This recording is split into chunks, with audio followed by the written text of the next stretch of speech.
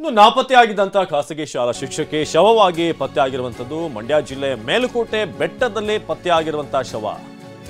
ಖಾಸಗಿ ಶಾಲಾ ಶಿಕ್ಷಕಿ ನಾಪತ್ತೆಯಾಗಿದ್ರು. ಮಂಡ್ಯ ಜಿಲ್ಲೆ ಮೇಲುಕೋಟೆ ಬೆಟ್ಟದಲ್ಲಿ ಶವ ಪತ್ತೆಯಾಗಿದೆ. ಕೊಲೆಗೆ ಇದು ಮಣ್ಣಿನಲ್ಲಿ ಹೂತು ಹಾಕಿರುವಂತಹ ದುಷ್ಕರ್ಮಿಗಳು. ಮೇಲ್ಕೋಟೆಯ ಎಸ್ಸಿಟಿ ಶಾಲಾ ಶಿಕ್ಷಕಿ ದೀಪಿಕಾ, ಮೃತ ಶಿಕ್ಷಕಿ ಪಾಂಡವಪುರ ತಾಲೂಕಿನ ಮಾಣಿಕ್ಯಹಳ್ಳಿ ನಿವಾಸಿ. ಜನವರಿ 20ರಂದು ಶಾಲೆಗೆ ಹೋಗಿದ್ದಂಥವ್ರು ನಂತರ ಎಲ್ಲೂ ಕೂಡ ಕಾಣಿಸ್ಕೊಂಡಿರಲಿಲ್ಲ. ಸಂಜೆ ಮಗಳು ನಾಪತ್ತೆ ಆಗಿರುವಂತಹ ಬಗ್ಗೆ ಪೋಷಕರು ದೂರನ್ನ ಕೊಟ್ಟಿರ್ತಾರೆ. ಮೇಲುಕೋಟೆ ಪೊಲೀಸ್ ಠಾಣೆಯಲ್ಲಿ ಪ್ರಕರಣ ಕೂಡ ದಾಖಲಾಗಿತ್ತು. ಪೊಲೀಸರು ಬಹಳಷ್ಟು ಹುಡುಕಾಟ ನಡೆಸಿದ್ರು. ಆದರೆ ನಿನ್ನೆ ಸಂಜೆ ಮೇಲುಕೋಟೆ ಬೆಟ್ಟದ ತಪ್ಪಲಿನಲ್ಲಿ ದೀಪಿಕಾ ಅವರ ಶವ ಪತ್ತೆಯಾಗಿದೆ.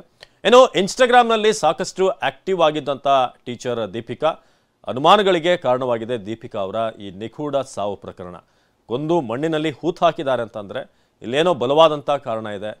ಯಾರು ಈ ದುಷ್ಕರ್ಮಿಗಳು ಅನ್ನೋದನ್ನು ಈಗ ಪೊಲೀಸರು ಪತ್ತೆ ಹಚ್ಚುವಂಥ ಕೆಲಸ ಮಾಡ್ತಿದ್ದಾರೆ. ಈಗ ಶವ ಸಿಕ್ಕಂಥ ಸ್ಪಾಟ್ ಇದು ಬೆಟ್ಟದ ಮೇಲಿರುವಂಥ ಭಾಳ ಗಿಡಗಂಟಿಗಳಿರುವಂಥ ಪ್ರದೇಶ ಇದು.